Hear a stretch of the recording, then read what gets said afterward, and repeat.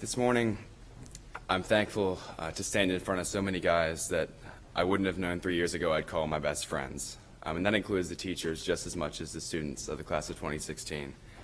And I mean literally stand, because 4 years ago yesterday I came home in a wheelchair and was incredibly afraid and an awkward young man, to say the least.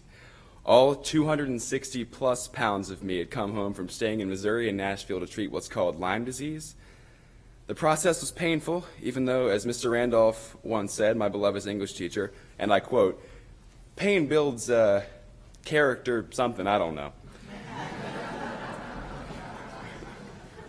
It was also just me and my mom in an apartment for 3 years, so I'll just let you draw your own conclusions from that. Yeah. Today, I woke up with gray dye still stuck in my hair and some leftover eyeliner. That's not something you hear in an everyday chapel talk, I know. But I got to spend this past weekend playing Mr. Banks in a musical production of Mary Poppins with a theater group I've been involved with for the past 2.5 years. He's a man with a hard heart who wants to love his family and be thankful for them, but can't fight his way out of himself without some help along the way. Spoiler alert. I'm thankful to be able to sing and perform on a stage and bring life to a story for a live audience. I love it to death, and it's been priceless for learning things like vulnerability and moment-to-moment speaking to somebody.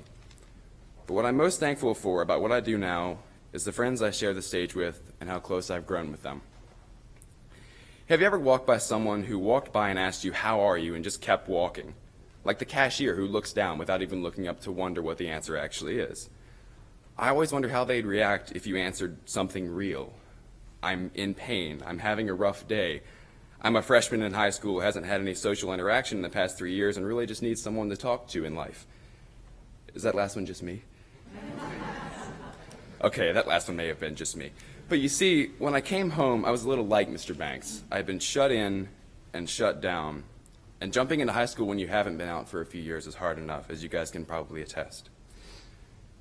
These friends, along with you guys, would ask, "How are you?" hear the answers I had to say, and actually still go, "Hey man, let's talk." They've helped me learn to do the same.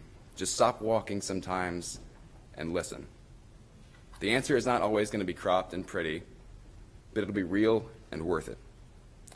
For example, just a few weeks ago, my grandfather passed away of pneumonia.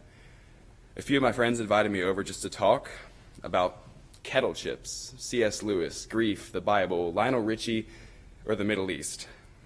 One of them, and this is true, also threw in the worst timed accidental pneumonia joke in history. That aside, I'm thankful for times like that more than anything. As for being at St. Chris, I love having you guys as classmates. You guys are my friends. The fact that we can have services like this, impersonate our teachers, who would do that? Get wrecked in bubble soccer, thank you, Michael. Hit that note on stage, make that pass, and cheer for each other just as loudly in every single one of these says something a lot about us as a school and as a senior class.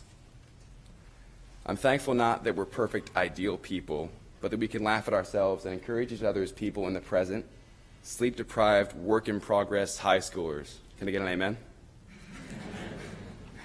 Speaking of amen, as a Christian, I'm also thankful for the sacrifice of Jesus Christ. Even in the face of suffering, whether it's in a close family like ours or on a large scale like the recent attacks in Paris, the Bible holds true in saying that in him everyone can be reconciled to a good God. And I'm thankful that we quote that just about every week. We're not just called to be nice people, but to genuinely be able to thank him for this, to come from a real sense of gratitude each and every day. Now, I'm going to die one day, another spoiler alert.